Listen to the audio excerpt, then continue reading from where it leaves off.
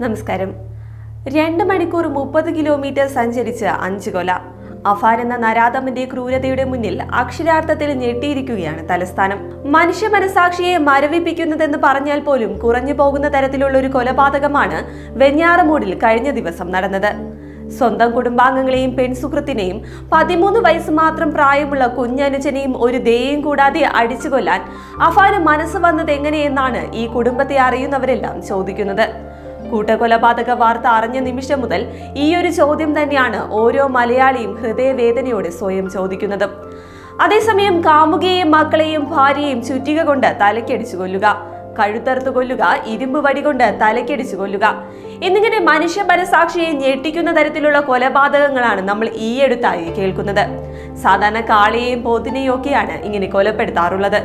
മൃഗങ്ങളെ കൊല്ലുന്നത് പോലെ എങ്ങനെ ഉറ്റവരെയും ഉടയവരെയും മനുഷ്യർക്ക് കൊല്ലാൻ സാധിക്കുന്നുവെന്ന ചോദ്യമാണ് അതിനാൽ ഉയരുന്നത്.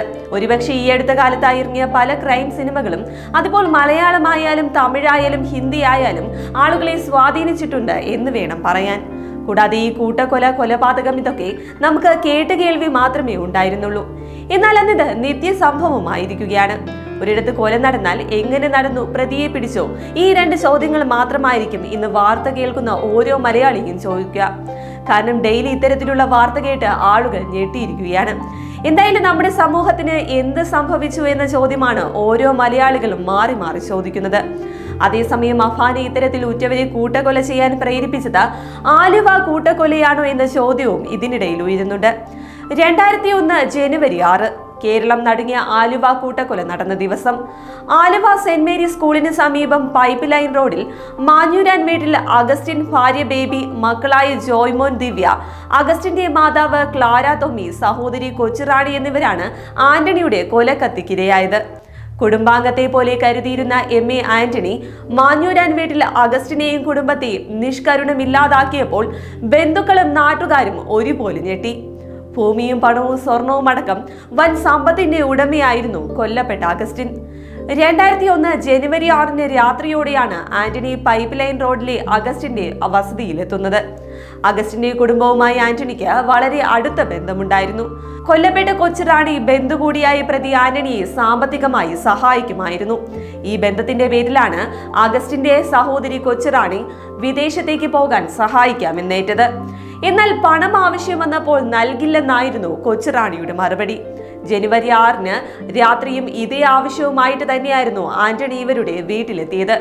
ആദ്യം വീട്ടുകാരുമായി സംസാരിച്ചു. പിന്നീട് അഗസ്റ്റിനും ഭാര്യയും മക്കളും സെക്കൻഡ് ഷോ സിനിമ കാണാൻ പോയപ്പോൾ ഇതിനിടെ ആന്റണി കൊച്ചുറാണിയോട് വീണ്ടും പണം ആവശ്യപ്പെട്ടു. പണം തരില്ലെന്ന് കൊച്ചുറാണി ആവർത്തിച്ചതോടെ ആന്റണിയുടെ ഭാവം മാറി. വീട്ടിലെ വാക്കത്തിയെടുത്ത് കൊച്ചുറാണിയെ അതിക്രൂരമായി വെട്ടിക്കൊലപ്പെടുത്തി. തടയാൻ ചെന്ന മാതാവ് ക്ലാര തൊമ്മിയും കൊലക്കത്തിക്കിരയായി. രാത്രി 12 മണിയോടെ വീട്ടിലെത്തിയ അഗസ്റ്റിനും ഭാര്യയും മക്കളും കണ്ടത് കൊച്ചുറാണിയുടെയും ക്ലാരയുടെയും ചോരയിൽ മുങ്ങിക്കുളിച്ച മൃതദേഹങ്ങളായിരുന്നു. പക്ഷേ വീടിനുള്ളിൽ പതുങ്ങിയിരുന്ന ആന്റണി അവരെയും വെറുതെ വിട്ടില്ല. 4 പേരെയും ഒന്നൊന്നായി വെട്ടിനുറുക്കി. 6 പേരും കൊല്ലപ്പെടുന്ന ഉറപ്പിച്ചതോടെ സ്ഥലത്ത് നിന്ന് രക്ഷപ്പെട്ടു. മുംബൈ വഴി ദമാമിലുമെത്തി. ക്രിമിനൽ പുള്ളികളെ കൈമാറുന്നതിനുള്ള ധാരണയൊന്നും ഇന്ത്യയുമായി സൗദി അറേബ്യയ്ക്ക് അന്നില്ലാതിരുന്നതിനാൽ ആന്റണിയെ നിയമാനുസൃതം ഇന്ത്യയിൽ എത്തിക്കുക എന്നത് എളുപ്പം നടക്കാവുന്ന കാര്യമായിരുന്നില്ല. പോലീസ് തന്ത്രപൂർവ്വം നീക്കം ആരംഭിച്ച് ആന്റണിയെ പിടികൂടി. വധശിക്ഷയ്ക്ക് വിധിക്കപ്പെട്ട ആന്റണിയുടെ ശിക്ഷ പിന്നീട് ജീവപര്യന്തമായി കുറച്ചു. എന്തായാലും ഈ ആന്റണി മോഡലാണോ അഫാൻ ഇന്നലെ നടപ്പാക്കിയതെന്ന സംശയവും ഉയരുന്നുണ്ട്. രക്തബന്ധമുള്ളവരെയും പെൺസുഹൃത്തിനെയും ഇത്രയും ക്രൂരമായി കൊലപ്പെടുത്താൻ അഫാനെ പ്രേരിപ്പിച്ചത് എന്താണെന്നാണ് ഇനി അറിയേണ്ടത്. അഫാന്റെ വ്യക്തിപരമായ സാമ്പത്തിക പ്രശ്നം കൊലപാതകത്തിലേക്ക് നയിക്കാൻ കാരണമായെന്നാണ് പോലീസിന്റെ നിഗമനം. പ്രണയിനിക്കൊപ്പം ജീവിക്കാനുള്ള പണമില്ലാത്തതും ക്രൂരകൃത്യം ചെയ്യാനുള്ള മനോനിലയിലേക്ക് അഫാനെ നയിച്ചിരിക്കാമെന്നും വിലയിരുത്തലുണ്ട്. എന്തായാലും കൊലപാതകം നടത്താനായി മാത്രം ചുറ്റിക വാങ്ങി 30 കിലോമീറ്ററിലേറെ ദൂരം സഞ്ചരിച്ച് 3ഇടത്തായി 6 പേരെ കൊലപ്പെടുത്താൻ ശ്രമിച്ച പ്രതിയുടെ മനോനില എന്തായിരിക്കുമെന്നത് ഇപ്പോഴും ദുരൂഹമാണ്.